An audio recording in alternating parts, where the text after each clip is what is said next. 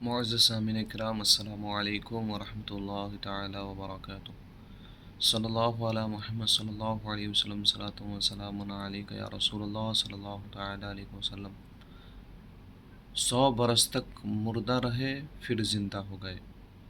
حضرات، آج کی اس ویڈیو میں آپ سورہ بقرہ کے حوالے سے ایک بہت ہی عبرت خیز اور انتہائی نصیحت آمیز واقعہ آپ سماعت کریں گے۔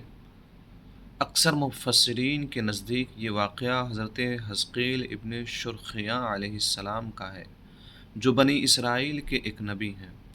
واقعہ کی تفسیر یہ ہے کہ جب بنی اسرائیل کی بداعمالیاں بہت زیادہ بڑھ گئیں تو ان پر خدا کی طرف سے یہ عذاب آیا کہ بخت نصر بابلی کا ایک کافر بادشاہ نے بہت بڑی فوج کے ساتھ بیت المقدس پر حملہ کر دیا اور شہر کے 1,00,000 باشندوں کو قتل کر دیا اور 1,00,000 کو ملک شام میں ادھر ادھر بکھیر کر آباد کر دیا اور 1,00,000 کو گرفتار کر کے لونڈی غلام بنا لیا۔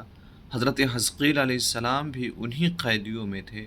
اس کے بعد اس کافر بادشاہ نے پورے شہر بیت المقدس کو توڑ پھوڑ کر مسمار کر دیا اور بالکل ویران بنا ڈالا۔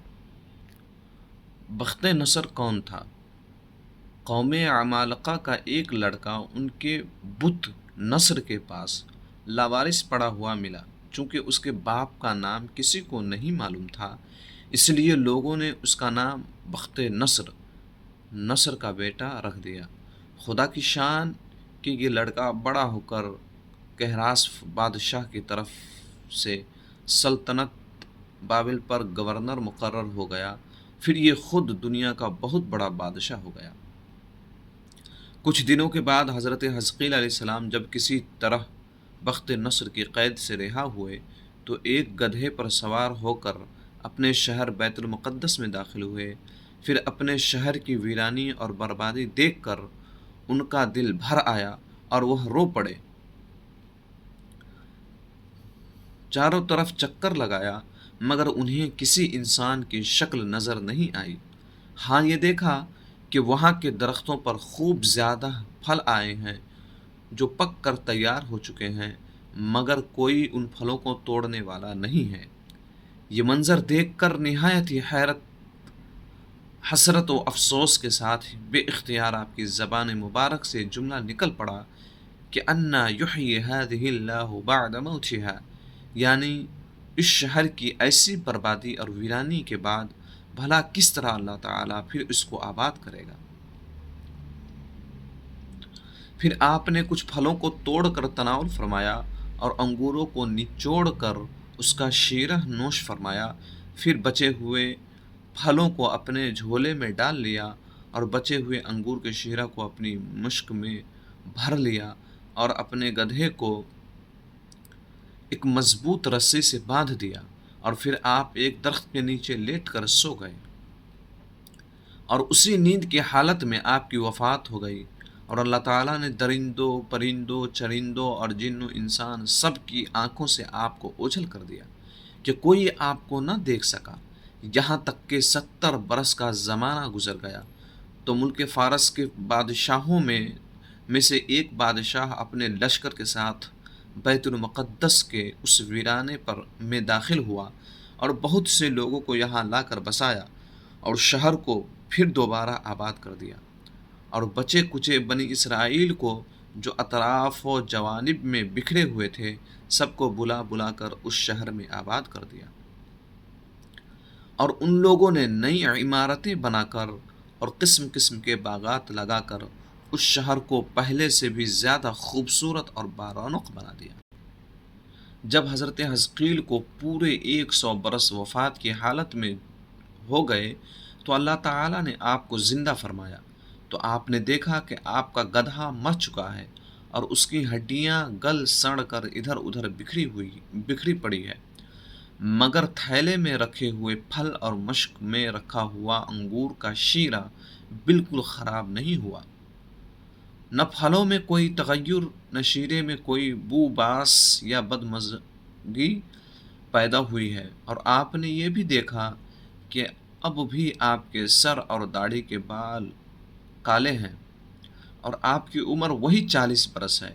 آپ حیران ہو کر سوچ و بچار میں پڑے ہوئے تھے کہ آپ پر وحی اتری اور اللہ تعالیٰ نے آپ سے دریافت فرمایا کہ اے عزیر، آپ کتنے دنوں تک یہاں رہے؟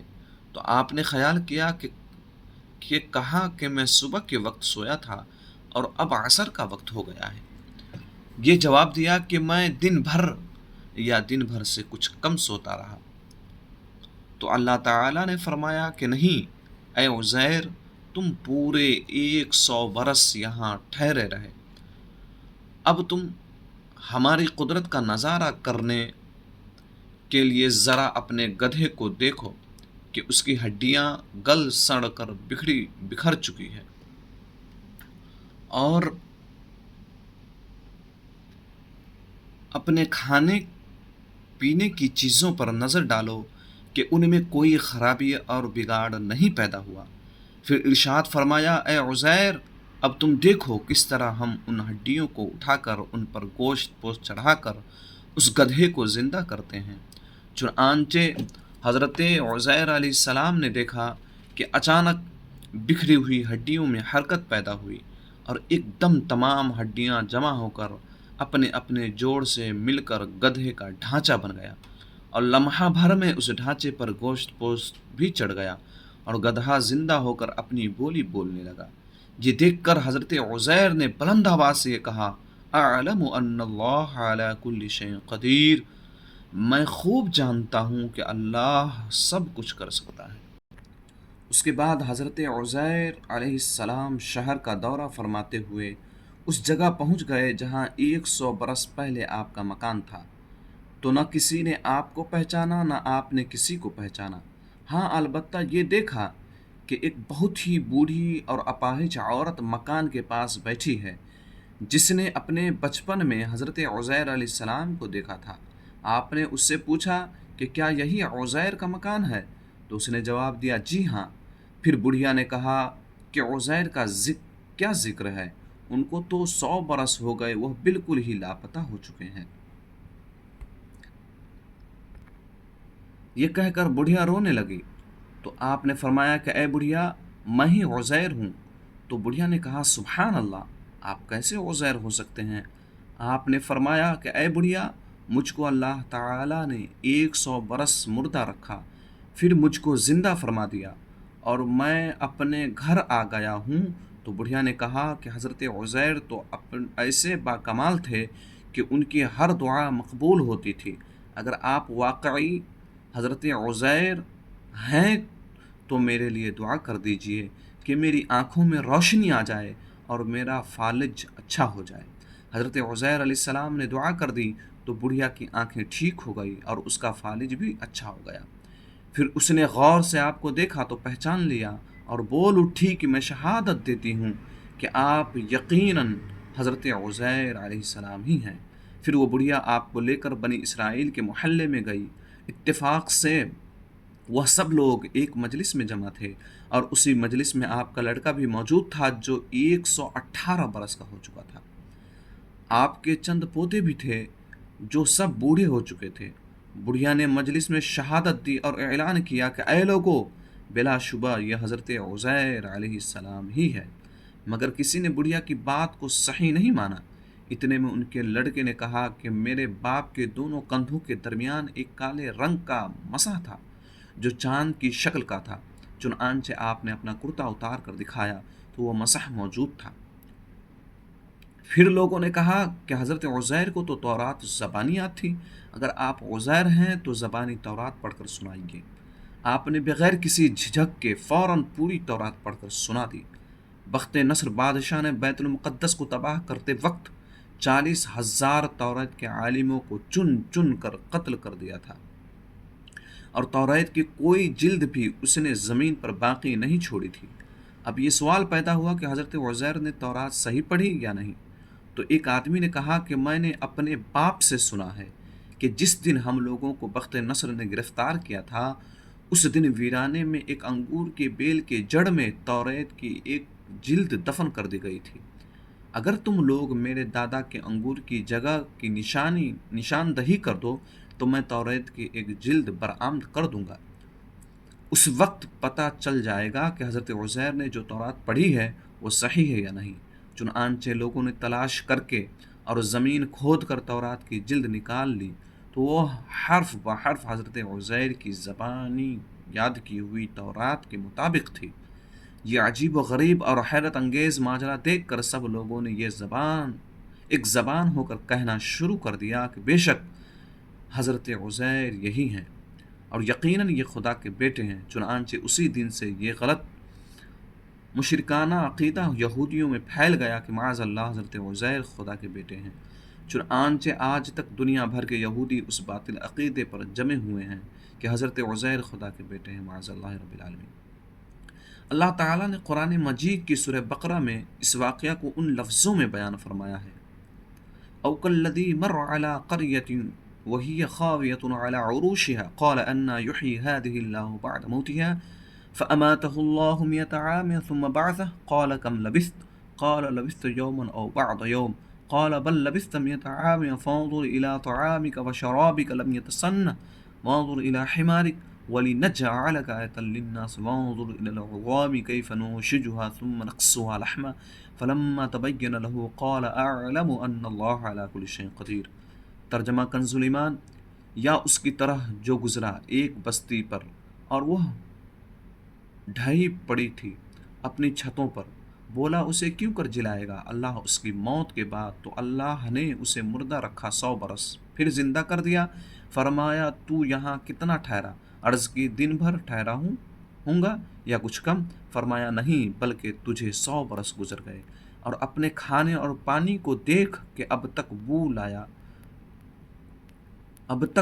نہ لایا، اور اپنے گدھے کو دیکھ کہ اس کی ہڈیاں تک سلامت نہ رہی، اور یہ اس لیے کہ تجھے ہم لوگوں کے واسطے نشانی کرے۔ اور ان ہڈیوں کو دیکھ کیونکہ ہم انہیں اٹھان دیتے پھر انہیں گوشت پہناتے ہیں۔